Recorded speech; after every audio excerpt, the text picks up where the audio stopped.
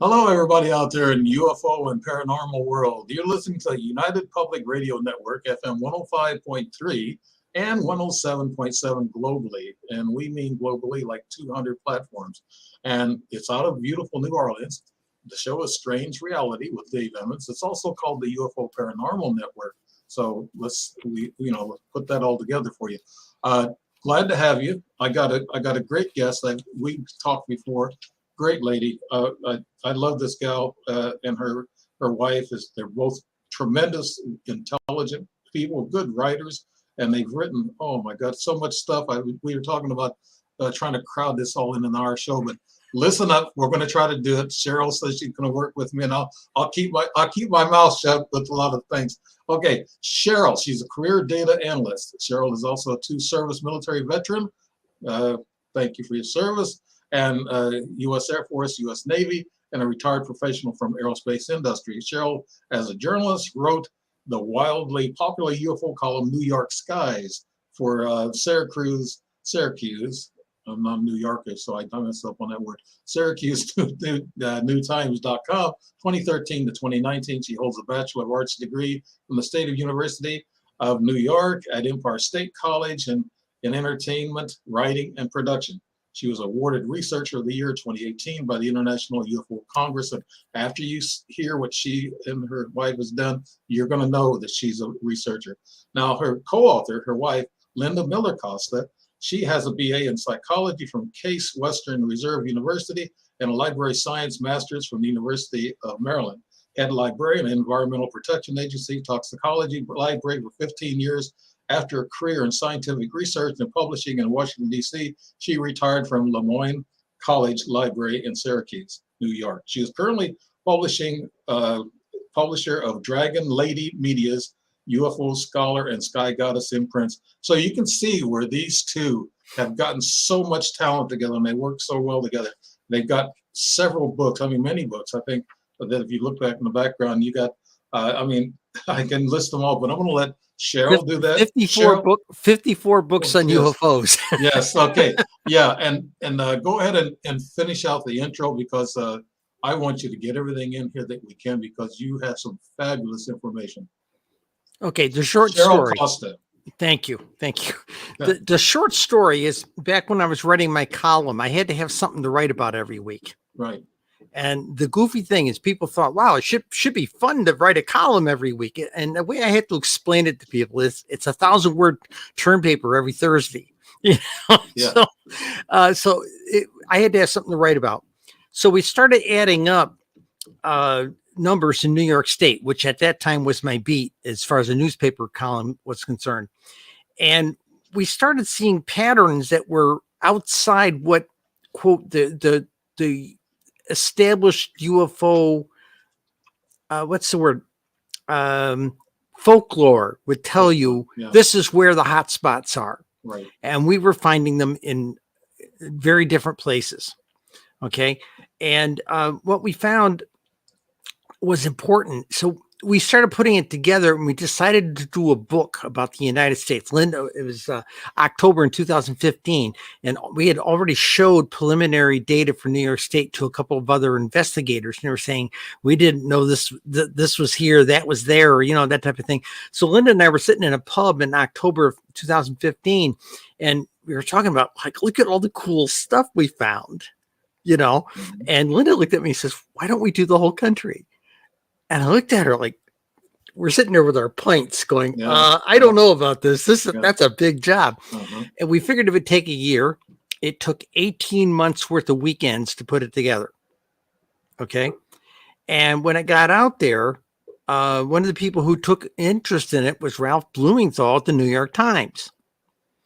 And the story I heard was, he went into his editors with 2 copies of the White Book. It's called UFO Sightings Desk Reference 2001 to 2015. Mm-hmm. And he brought it in, threw the copies on his editor's desk, and says, I know why we don't report UFOs. And he says, it's all anecdotal, it's all stories, it's all hearsay. 2 old ladies in Syracuse did the science. So they did this huge Science magazine article on us. It ran on April 24th, 25th, 2017. And my God, suddenly my home office and all the offices at the Syracuse New Times were flooded with phone calls from editors and news directors all over the planet. It was nuts for about a week. But the deal is, we figured when we got to at the end of 2020, Linda and I set out to not prove anything like a lot of people do. We set out to measure the phenomena. Okay. And that's something nobody had done. Everything was case studies. Everybody was looking at individual autopsies. Mm-hmm. We decided to look at a bigger disease model, as they say. And this is Linda is bringing that to the paper. She's got the real science degrees. Me, I've got an arts and entertainment degree. I've got the top hat and the cane. Yeah, I was gonna say Linda is a co-author and writer with you, and she works with you. And she doesn't do the radio like you do a lot, but she is the spouse with the wind beneath your wings. Yes. Yes. Well, the other thing is because she was the brain, she said, this is how we're going to do it to scientific standards. Okay. Now what was my background? Yeah, I set up arts and entertainment. I spent a long time in the Navy doing gathering intelligence. Okay. It was part of what I did. And that's as much as I can tell you about what I did. Yeah.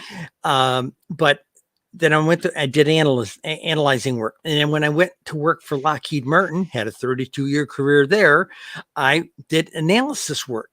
I mean, I did other things, but analysis was a huge part of my job. So I knew how to break down numbers. I knew how to use the tools to do it. And one of the benefits we had for doing this is there were two national databases, MUFON's database and National UFO Reporting's database. And we said, Linda said basically, why don't we use the tools of big data to really get a picture of this? And her argument was, let's do the 21st century, because the view was everybody thinks that everything before 2000 was the golden age of UFOs. From 1960 to 2000, it amounted to 15,150 reported sightings to MUFON and NUFORC combined. Okay. From 2001 to 2020, remember I said 15,150. Yes. From 2001 to 2020, it was 167,632 sightings. So if that's the golden age, baby, we are in the diamond age. So what you're saying overall, this is increasing, and that's what I've been hearing, and the government's even alarmed about it. So it's on a steep curve. It still follows the 7-year cycle going up and down, up and down. Everybody knows it all tanked out about 2017, 2018. And people were calling me up. They were calling George Knapp up and saying, oh, they went home. Space Force chased them away. You know, I heard every reason why they went away. And I kept telling them, folks, they'll be back. The numbers will be back in the next year or so. And in spring of 2020, I get a call from George Knapp and he says, hey, my phone's ringing off the hook. How about you? I said, I took the time off. I'm working on other projects. Let me take a look. I had a mathematical model for what the numbers should be. I dropped into 2 months worth of data from the National UFO Reporting Center as a sample into the model. And we came within 2% of what the year's numbers were for 2020. And the goofy thing about that was, how do I want to say this? It was huge. I mean, I called him back an hour later and he says, hey, if this is going to hold up, we're going to have the best year since 2012, which was a peak year. Okay. And that's what we got. I don't want to ask you too many questions, but go ahead. You're saying this is cycling. These are Okay. The easy way to see it, and especially I put the print in our book series, our state book series. We'll talk about that in a second. Okay. I got the number. I didn't put the data into my databases. We weren't interested in that data, but we got the numbers from MUFON and NUFORC, and I ran a chart. And you see this chart from 1960 to 2000, the year 2000, and you see this 6 to 7 year little cycle, this little humpy thing, up and down, up and down, up and down. Okay.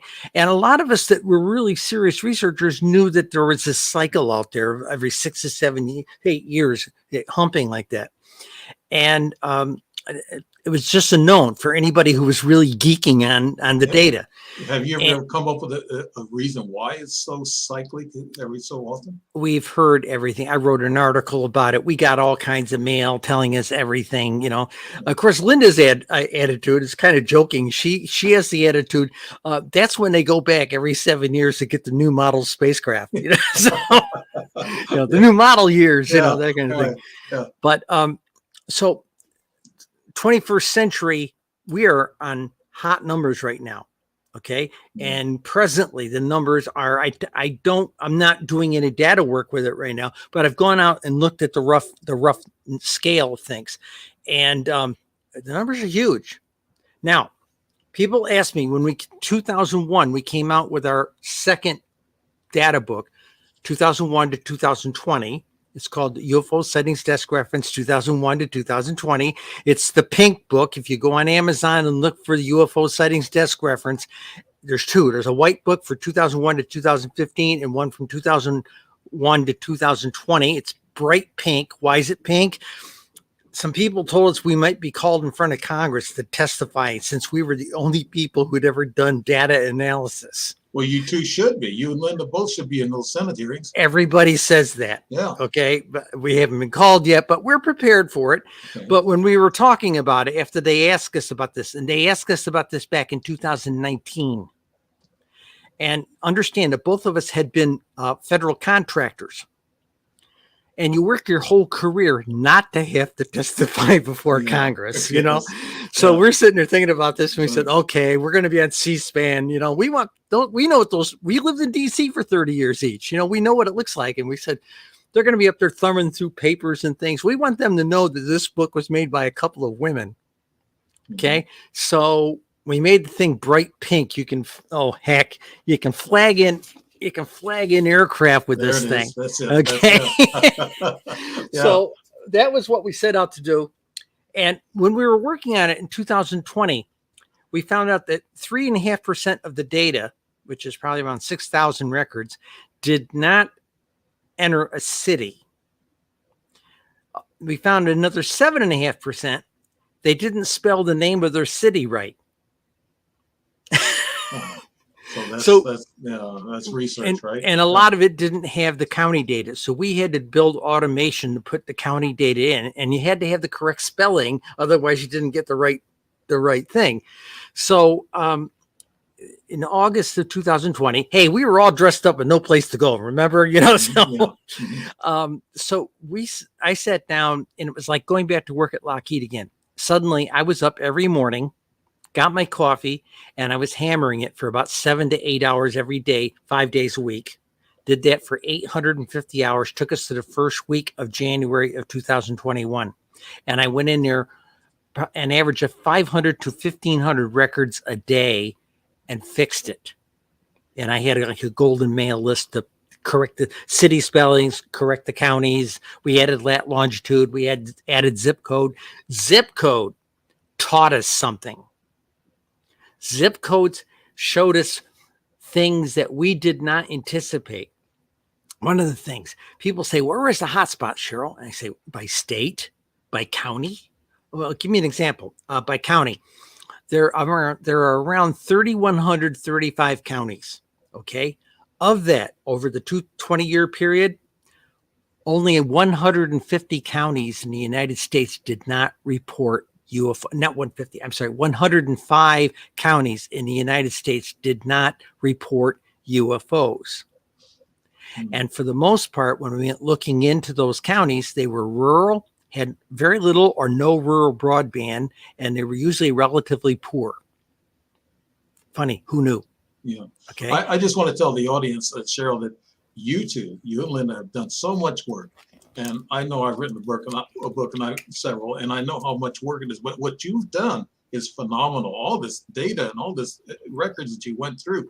And people that are looking for disclosure, listen to Cheryl and Linda, what they've done, and listen to that.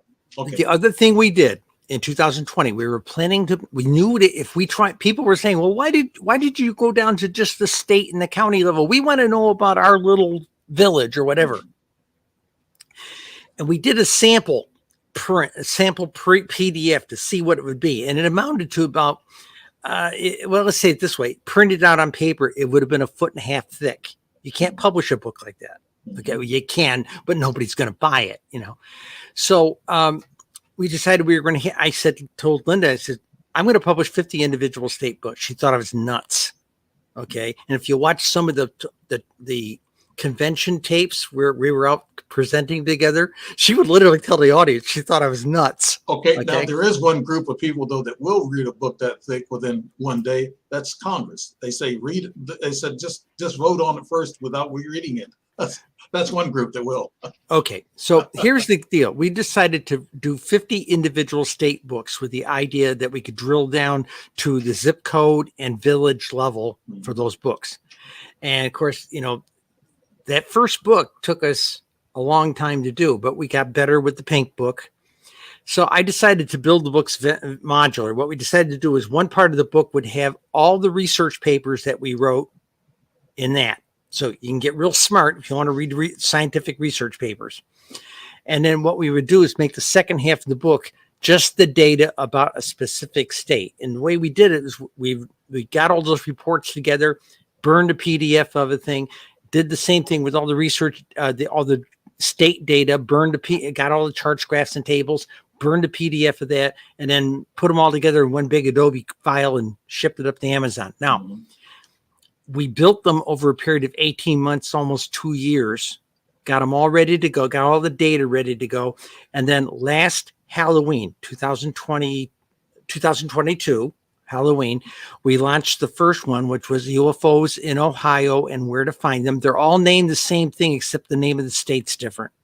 We kind of plugged into that Harry Potter Fantastic Beasts and where to find them kind of thing, So if you're going up onto Amazon, go up on the Amazon and say UFOs in your state and where to find them. Don't just say UFOs in your state, but if you say UFOs in Colorado and where to find them, you will get the book. And all of them are priced under $20. Most of them are around $12. The top 10 states like New York and Florida and Texas and California are up about $18. But we minimized the profit on the thing so that they were cheap and available to buy. Okay. Now the 50 state books, here's what the high level data sounds like. Okay. Oh, now I have had some people buy the book and then complain on Amazon and give us like a 1 star or 2 stars saying they didn't have any sighting stories. We don't do sighting stories. We do charts, tables, and numbers. We are statistics. Okay, so we're not a storybook. The other thing people would complain about, well, I bought my state's book, but there wasn't any sightings for my town. Well, if somebody didn't report them, we can't report them. Yeah, true. Okay, all right. 2001 to 2020. Get your pencils out, kids. You're going to want this. 2001 to 2020, 167,632 reported sightings between the two databases. That averages out to about 8,400 a year. It averages out to 700 a month, about 161 per week, and an average of 23 per day nationally. All those were national numbers.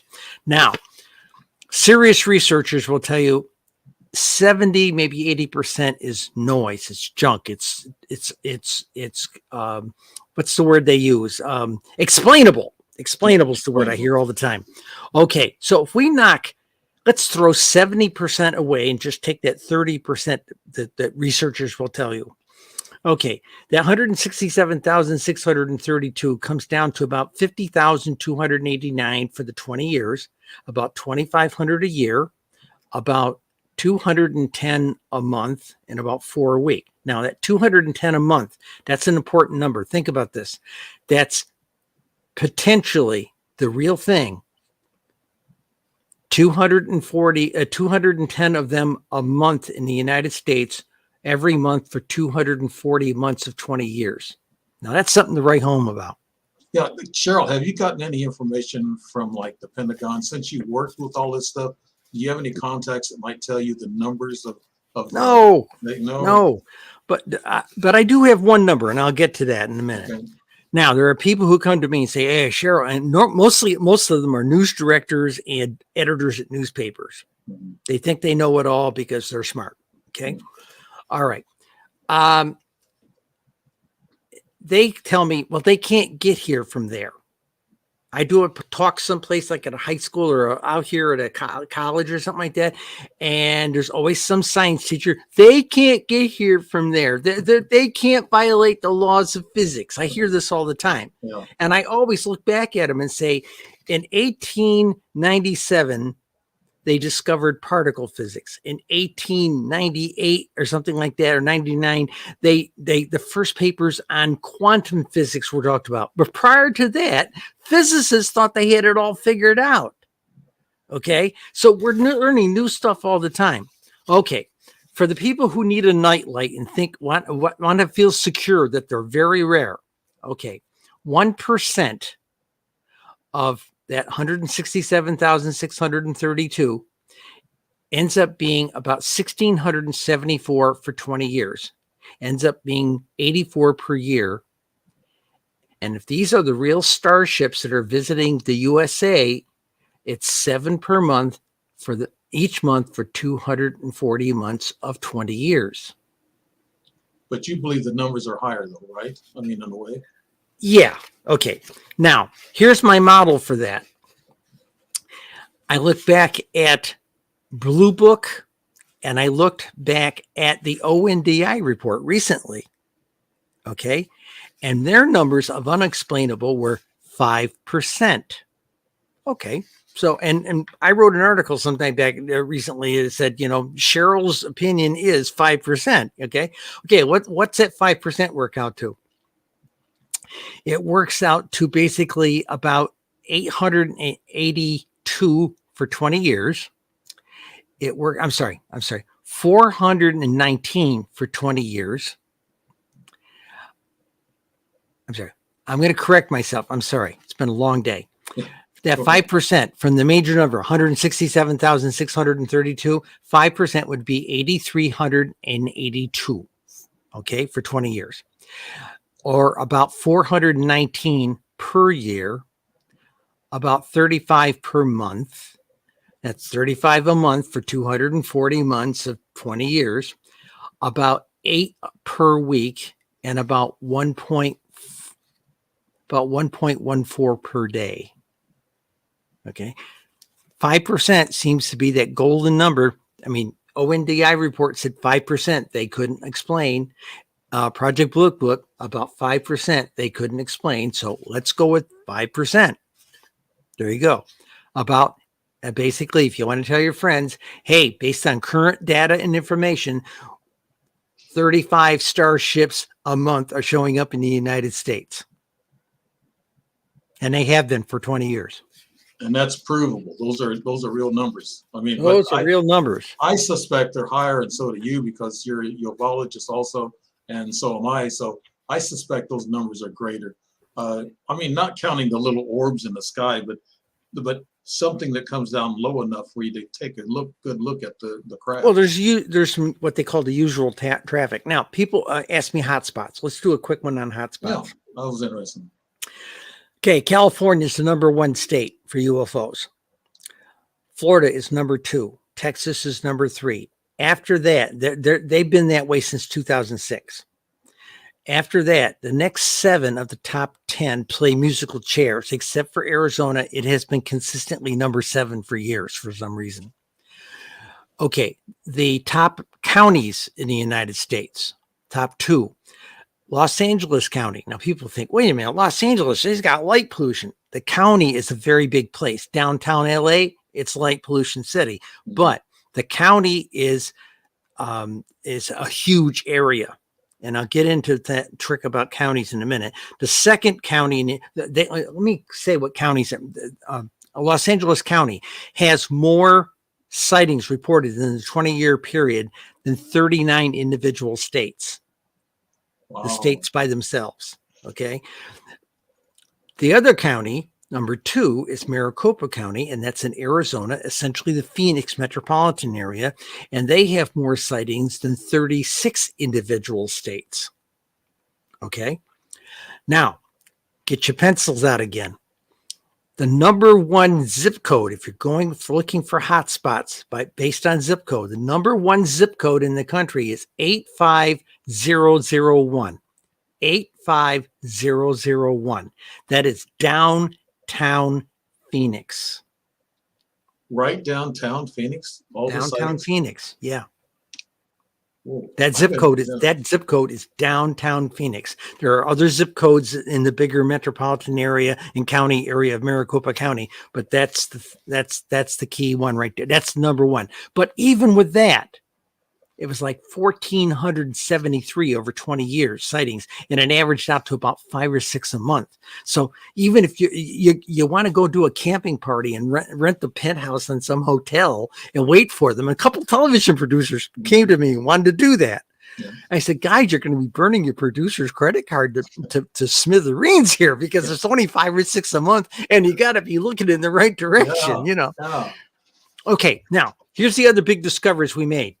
And now there are going to be people in the audience that are expecting that the drivers and influencers for UFO sightings have got to be this drastically exotic thing. Okay. Something really exotic, like radioactive dumps or something. Okay. Not really. It's as much about human activity as it is the UFOs. All right. The drivers. Every state has these 5 drivers.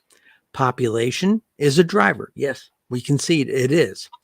Temperate weather is a driver. It's got to be nice weather to see them. Okay. Leisure time. We proved this out in a national laboratory, March and April 2020. We were on Coast to Coast with George Knapp, and we made this up and we told this out. And he said, wait a minute, Cheryl, we're getting ready to go into some kind of played lockdown here. You know, that's going to be a perfect national laboratory. Yeah. And March and April were through the roof. Okay. Okay. Now, leisure time is important. Hours of darkness are critical. We discovered this when we started looking at the hours of the day that things are sighted and then looked at it with zip codes. So imagine a chart that starts with 1 o'clock in the morning, going all the way out to midnight at the other end. 68 to 75% of the sightings happen between 6 o'clock at night and 11:30, with 80% of that happening between 8:30 and 10:30 at night. The other 16 hours a day, from 1 o'clock in the morning to about 4 or 5 o'clock in the afternoon, only represented about 25 to 30% of the sightings. Okay. Now, again, people say, but Cheryl, the big cities, more eyes on the sky, they say to me. But what we found out was when you look at it by time, remember I said it was at 6 o'clock at night to about 11:30. I'll give you an example here in Cleveland, Ohio, where I live now. Okay. Downtown Cleveland, they've got the big numbers. You look right across the hours of the day, 1 o'clock in the morning to 12 o'clock at night. They got big numbers. If you look at the rest of the zip codes in the county, almost nothing between 1 o'clock in the morning and about 5 o'clock in the afternoon. But after 5 o'clock in the afternoon, the numbers in the suburbs, the bedroom communities, the unincorporated communities further out, the rural communities further out in the county, that's where all the sighting numbers are. Okay, so the driver is hours of darkness, but if you look at it from the idea of leisure time, you got to be home to see these things. You come home from work downtown in the big city. Hey, honey, let's go to Bible study. Okay, they go to Bible study. They come out 9 o'clock at night. Hey, honey, look at that. You know, that's what we're dealing with. People come home from work. They go to the supermarket, come out in the parking lot. Hey, honey, look at that. You know, that's what this is. Yeah, you are so right, because that's when I've seen my UFOs between that time, 8 o'clock until about 11:30 at night. Yeah. And people always say to me, Cheryl, why didn't you take out your camera? I was so mesmerized by this ephemeral thing that I was only going to see for maybe 30 seconds. I didn't have time to pull out my phone. In fact, one of the best sightings I ever saw of a wedgie, you know, one of those wedge-shaped ones. We were on the St. Lawrence on the American side, looking over the Canadian side just after sunset, just after civil twilight. And there it was. Lights along the edges of it, you know, kind of like the Shepperson pictures, you know, that kind of thing. And and there it was, and it was turning and was coming over across the city onto the American side. I had my diabetic book where I log my numbers. I just took my big felt tip and just drew it. Looked at my watch, wrote down the time, and that's the only record I have of the sighting. Okay. Now, so we got population, temperate weather, leisure time, hours of darkness, and observer access to broadband. Really? Broadband tracks. You got to be able to report it. Yeah. Nobody does it by phone anymore. They try to do it online, and the two national reporting services have online interfaces. What about these counties that have military bases like nuclear missile silos? No, wait a minute. Be specific. Okay. Counties that have military bases. After the end of the Cold War, most of the military bases throttled down from full-time active bases to reserve bases and Air National Guard kind bases, Army National Guard bases. Okay.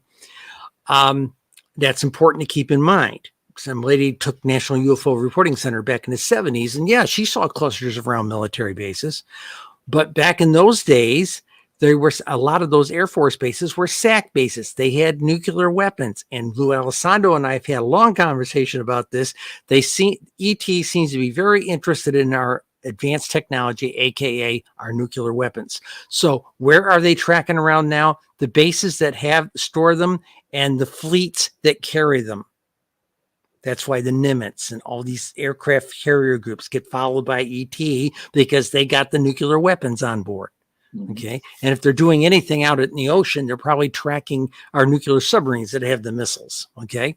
Now, let's go to influencers. That might answer the rest of your question. Proximity to bodies of water. People came to me after the first book and says, Cheryl, Texas has twice the population. Again, they're thinking population. Twice the population of Florida. How come Florida's got more numbers? Well, we figured out 1,200 miles of coastline versus 450 in Texas. Okay. Look at the Great Lakes states. The states that all touched the Great Lakes had sightings in the many thousands over 20 years. Moved 2 states away and it fell into the low hundreds. Okay. A couple of questions I want to ask you about. During the daytime, they don't see too many. You talk about the hours. Well, they see them, but it just doesn't, it isn't the maximum period of time. Right. Go ahead. Do they cloak themselves? Are they invisible during the day, and at night they shine? There's a light with them? Could that be why they see more at night? No. It's access to human eyes to see them. Okay. You got it. Again, it's about human activity. You got to be outside. It's got to be nice. February is the worst month of the year for sightings. Who knew? Okay. Yeah. And somebody said, well, it can't be all about this light stuff. I said, go to Alaska in the summer and look at their summer numbers. Okay. Their numbers are in the dead of winter and spring and fall. In the summertime, when it's white nights, it's daytime all the time. I've worked at those higher latitudes. It's daylight all day long. Yeah, okay. Yeah. And their numbers are, in fact, it's coming up on May. They're just going to be able to bury the winter's dead now. The tundra is going to thaw. Right. But the big skeeters come out. that too. But the deal is with Alaska was it's all light all the time, and their numbers literally tanked in the summertime. The only other place that looks like that with the numbers tanking over the months is the deep south states like Florida, Texas, Georgia. It's too hot to be outside, so the numbers fall off. Okay, you go to New York State or New England states or any of the northern states in the Midwest, and the numbers are like this. There's a quiescent amount of numbers all year long at some lower level, and then June, July, August, it peaks up like this. Okay, we thought it was like that every place. And no, you come down to the middle level states like Virginia, Maryland, and go across the country, and those numbers come down. And get down deep south states, it's statistically flat, and there's a little bump in the bottom where it's too hot in the summertime to be out. And I lived in Maryland. You're a victim of air conditioning from April to October. So, it's that kind of thing. But let's talk about influencers. Proximity to water. My friend, you've got to get Tom Conwell on. He's another New York State researcher, paranormal guy, but he does good UFO research. Mm-hmm. He took our data and said they're interested in our toxic waste dumps. not necessarily nuclear. They're looking at dead coal mines, dead oil fields, dead gas fields, strip mines, all that kind of stuff. They're really interested in our waste areas. Okay. He tracked it to that. The other thing he tracked it to was geological faults. If you give an example, he tracked them all to all the major geological faults in the United States. Last summer, remember Georgia was having an earthquake about every other week last summer? Yes. Every time I'd hear it on the radio, I'd pop up the database and look up the county they said it was in, and it was always one of the top counties. Okay. Mm-hmm. Just so like San Andreas fault line in California. Yeah, or the caldera out there in Yellowstone, you know. Okay, so you've got geological faults. The other one was, this was an influencer. And Blue Book found this. It was called high visibility media reports. And what this is they said if there was a sighting on Tuesday, there would be a flurry of sighting reports on Wednesday, Thursday, and they thought it was like copycat effect. Okay. Mm-hmm. What we found, and we had plenty of time to do it during 2020 because we like all dressed up, no place to go. So I had a lot of time to pore over things. We found out looking at National UFO Reporting Center data. There are some of these, when you talk about hotspots, I've identified about 700 one-day hotspots. Not a place you can set your clock by them. Oh, they show up every Saturday night here. No, it's one of these places that nothing ever happens there. An example, 16 April 2008, Indiana. It's a state that averages 2, maybe 3 sightings a week. Okay? Tops. That April 16, 2008, they had 25 in one day, and it was clustered, okay, between two major counties and about 10 zip codes. Okay. What we learned from that was we looked at that data in National UFO Reporting Center, and we noticed that, yes, there was a flurry of sighting reports after local news reports about this thing that came to be known as the Kokomo Lights. Okay. And we noticed that there was a flurry of reports in the days following the immediate press coverage. But when we looked at those reports, they were retro reports. Oh, honey, I saw the article in the paper that told us that, you know, we could report these things to the National UFO Reporting Center. Maybe we should tell about that one from 2 weeks ago, 2 months ago, 2 years ago. That's what it turned out to be. Interesting stuff. Isn't data research interesting? Yeah, it is. And it's a lot of work. And I know you two have done so much work. I wanted to ask you about beachfront property in the Great Lakes having a lot of sightings near water. Do you think there's underwater bases? Is that where they're coming from? I couldn't tell you. I don't have data to support it. I don't have any USO information. Okay. It's almost nobody does. Okay, they're rare. The information is rare. But if you think about the fact that people see lots of them around the Great Lakes, yeah. Okay. There were lots of them around. I did one for a story for New York when I was writing my newspaper column. I went and analyzed the St. Lawrence Seaway from the top of New York State down into the middle part of Lake Erie. I looked at the Hudson Valley, just the counties that touch the Hudson Valley, the Hudson River, and the Finger Lakes. Okay. And they represented it was 72% of the sightings in New York State. Okay. Water again. Water's a big deal. USOs have been reported. Oh, by the way, you know, people used to say Lake Erie effect. Oh, yeah, that's where they are. Western frontier of New York State. We found out that, oh, by the way, Monroe County, which is Lake Ontario. In fact, the researchers in New York were looking at it and said, holy God, Cheryl, maybe there's a Lake Ontario effect we didn't know about, you know. The other one that we found out about is people say Hudson Valley, that's where all the sightings are. No, ground zero for UFOs in New York State is Suffolk County, Long Island. Wow. That's what the property, yeah. If you watch the CSI program, Grissom will tell you, follow the data. Yeah. Follow the evidence. I just keep thinking about the military. They've had these secret programs off and on since the early 50s about studying UFOs, or UAPs as they call them now. Do you some studies like you have, and they're just not telling you, Cheryl? Maybe. But remember, I want you to keep an eyeball on this. When the Nimitz guys experienced that stuff in the early 2000s, Mhm. they didn't report it into anybody. The Pentagon has dozens of these little intelligence groups that study specific things. Had any of those UFOs had a Russian symbol or logo on it or a Chinese, they would have been all over it. But because it was a UFO report, they wouldn't touch it. Oh, they didn't want to soil their hands with the stigma. Okay. Yes. Dr. Condon, who did that report to Congress in 1968, shut down Blue Book, shut down and founded MUFON, so to speak. Yeah, he's a sellout. Hey, the T-shirt says, Yeah. doing the Air Force's job since 1969, Yeah, you should Okay. have your own T-shirt and say, I did the research, I've got one that says UFO statistics guru, There you so. go. Yeah, Okay. So the deal, okay, let's go back there for a minute. If they were studying, then it had to be in a deep, dark program. Nobody knew about it. But you hear them talking about it now. The only thing they were really monitoring is sensitive. If you look at the ONDI report, sightings that sound, the people calling me up, Cheryl, the ONDI report, they only reported like 500 sightings. Yeah, those 500, there's got to be a bigger number. I said 500 on around, read the fine print, around sensitive airspace, AKA special bases, the White House, something like that. Okay.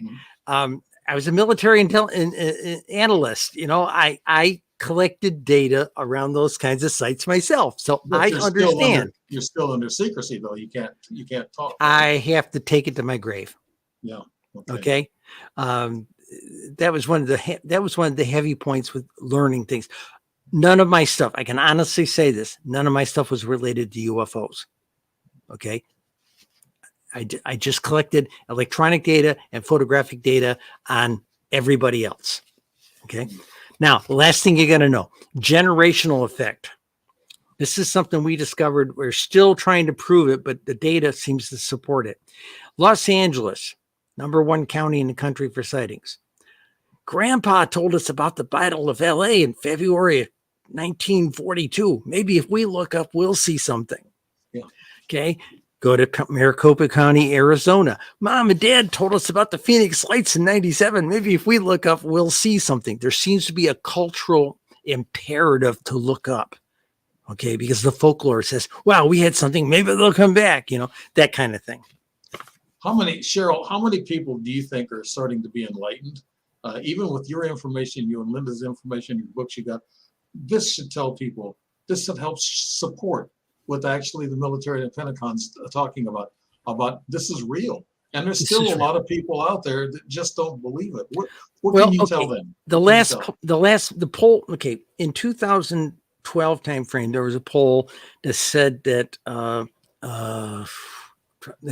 the old polls in the early 2000s, 2012, 2015 timeframe, the polls said 36% believe in UFOs, 42% think are on the fence, and 17% think it's all hogwash. Okay, that's what they used to say. Okay, in 2017, Fox Pictures had produced a horror movie. They set it against the Phoenix Lights, but it was an abduction film. Okay, horror abduction film. These 5 or 6 teenagers were never heard from again, kind of thing. They did a poll to help support their publicity, and they came back with the same numbers at 33, 35%, 42%, and about 15, 16% thing. But they asked an additional question, and it was, have you ever seen a UFO? And the data said 16.74% of adult Americans say they've seen a UFO. Didn't report them, but said they saw one.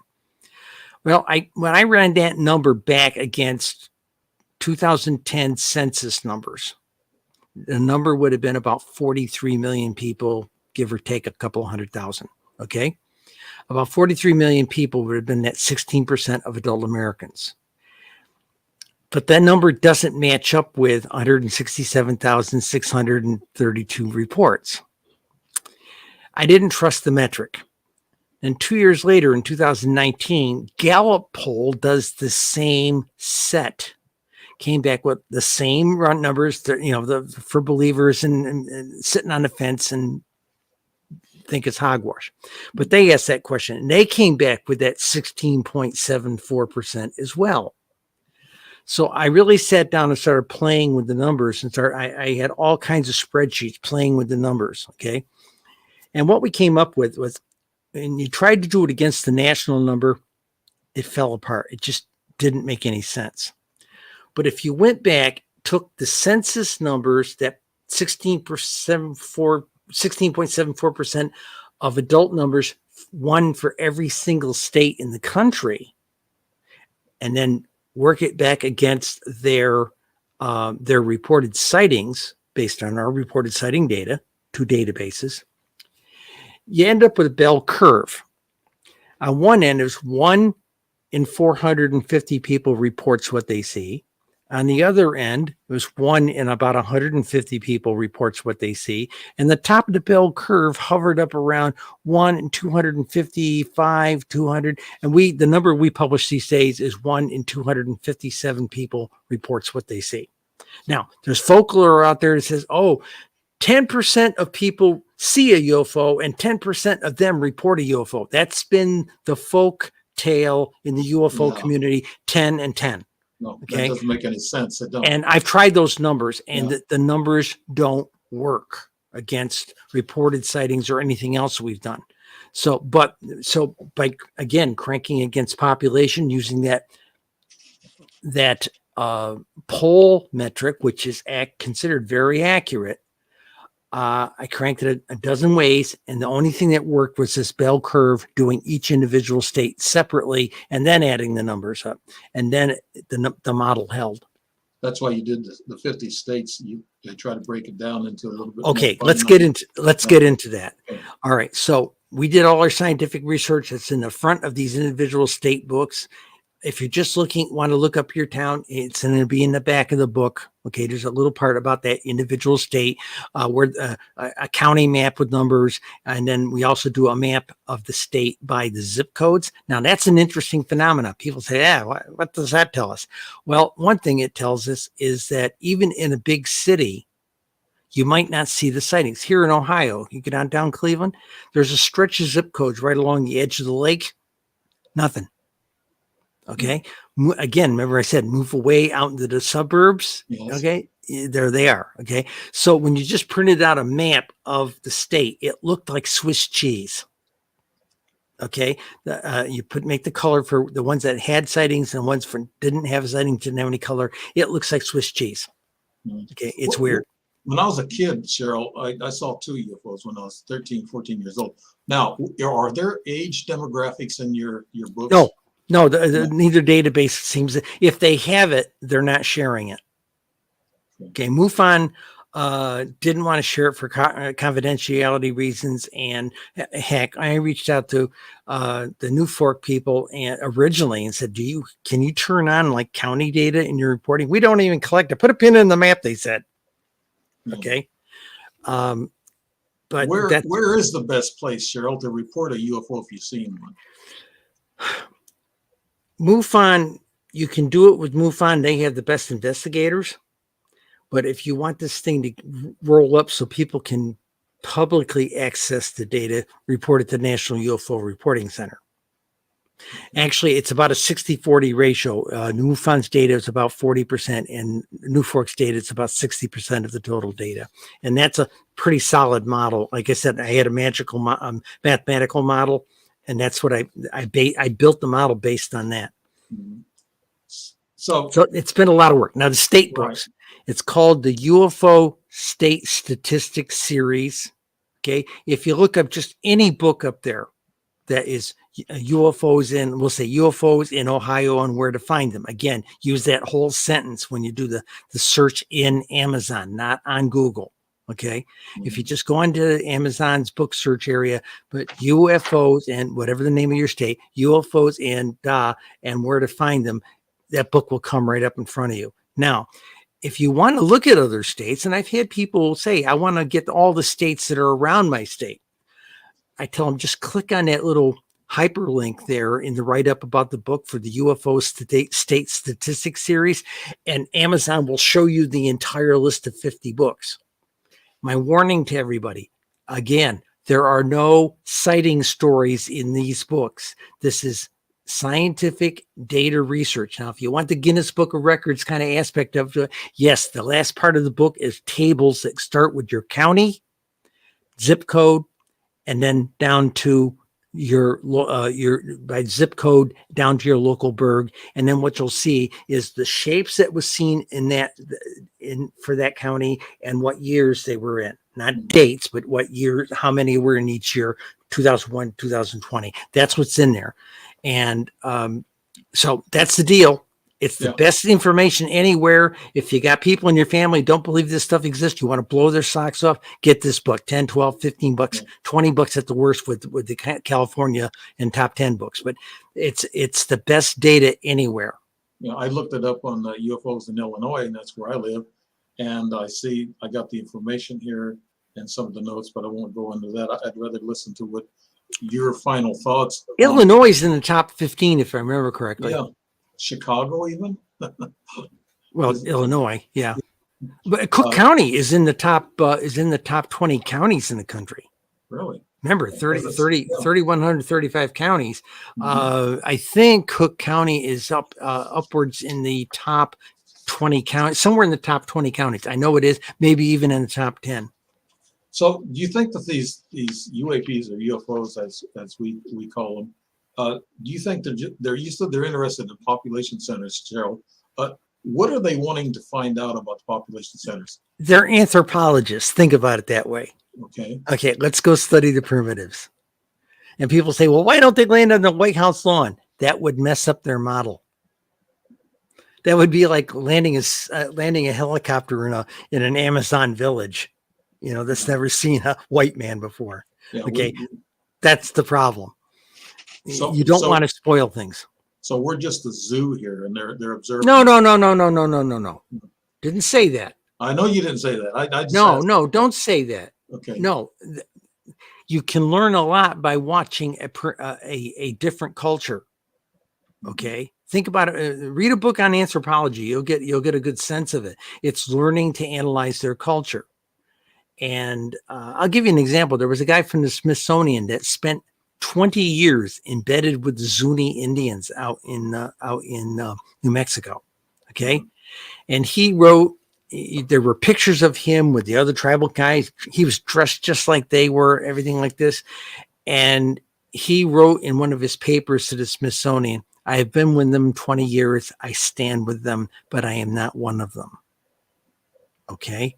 Understand, there are people who, hey, look, unless they're really weird looking, E.T. walks among us on the street, guys. I know that. Yes. Don't think they all look like Chewbacca or look like what was his name there, the goofy guy on one of the Star Wars things that nobody liked. But everybody thinks they got to look weird.